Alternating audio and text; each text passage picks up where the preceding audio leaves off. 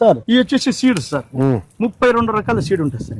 ఈ 32 రకాల సీడ్ వచ్చేసి జీవ వైవిధ్య గింజలు, అంటే ఒకదానికి ఒకటి అనుసంధానం, అంటే కింద వేరు. ఇప్పుడు మనం మొత్తము ఈ క్రాప్ వేసాం అనుకోండి, వీటికి అన్నిటికీ ఒకటే ఫుడ్ కావాలి. ఫుడ్ లేక రెండు ఫైట్ చేస్తాయి.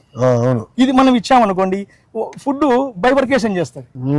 సో ఒకటి ఇప్పుడు మనకి ఎక్కడ తయారు చేశారు ఇది సార్? నేను మన రైతులు, నాకు ఒక బిఆర్సి సెంటర్ ఉంది sir, bio research centre NMNA. నేను అందరికి ఇన్పుట్స్ ఇస్తాంట సార్ రైతులకు. దాదాపు నాకు నేర్పిస్తున్నారు, ట్రైనింగ్ కూడా ఇస్తాను. నాకు అక్కడ ట్రైనింగ్ సెంటర్ ఉందండి. కషాయాలన్నీ అందరికి పంపిస్తాం సార్. మీరే పంపిస్తారా? తయారు చేస్తాము, ఓన్ గా చేస్తాం. మిషన్ ఉంది మన దగ్గర.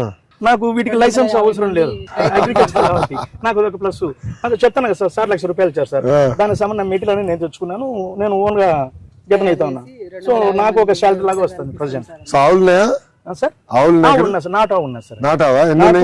నాటావు ఒకటి ఉంది సార్, పొలానికి సరిపోతుంది. తర్వాత ఇప్పుడు ఒక ఆవు ఉంది, ఇప్పుడు తయారు చేయాలి కదా, నాకుండే ఆవు పాల నుంచి మజ్జిగ చేసి తయారు చేయాలా? మనకి టోటల్ ఎన్ని ఎకరాలు వేసావు ఇప్పుడు వ్యవసాయం? మనకి 17 ఎకరాలు. 17 ఎకరాలకి ఎన్ని ఆవులు కావాలి ఇది చేయాలంటే? సార్ మనకు యాజ్ పర్ సైన్స్ అంటే అందరం చేసినాక ఒక ఆవుతో 25 నుంచి 30 ఎకరాలు, ఒక ఆవు నుంచి 25 నుంచి 30 ఎకరాలు చేయొచ్చు. సఫిషియెంట్ సార్, ఎందుకంటే డైలీ ప్రొడక్ట్ కదా సార్. ఆవు పంచదము, ఆవు పేడ మొత్తం అన్ని యూజ్ చేస్తాం సార్. అన్ని మొత్తం వాడతారు సార్. ఆవు పేడ, ఆవు మజ్జిగ, ఆవు పెరుగు, అరటి పండ్లు, కళ్ళు, సో ఇవన్నీ కలిపి ఒక ఇంగ్రీడియంట్స్ అనేది తయారు చేస్తాం. సో అది మంచి ఇది అన్నట్లు పనిచేస్తాం.